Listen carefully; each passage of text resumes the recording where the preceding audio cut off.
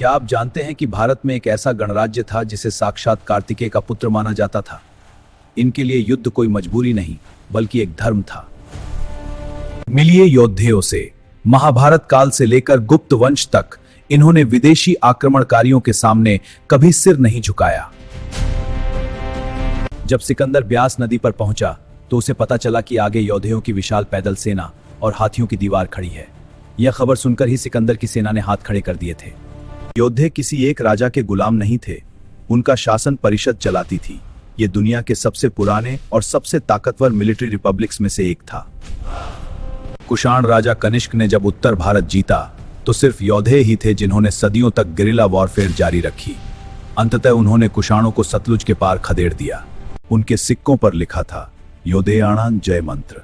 यह सिर्फ एक नारा नहीं था, बल्कि एक शपथ थी जिसने सदियों तक भारत के उत्तर पश्चिम द्वार की रक्षा की। योद्धियों की ताकत थे उनके प्रचंड हाथी और कुशल धनुर्धर।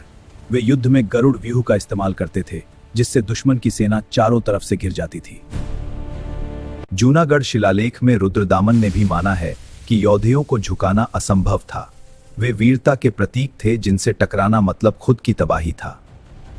आखिरकार गुप्त साम्राज्य के उदय के दौरान समुद्रगुप्त ने उन्हें ट्रिब्यूटरी बनाया, लेकिन उनकी ऑटोनॉमी फिर भी बनी रही। वे भारत के मिलिट्री बैकबोन बने रहे।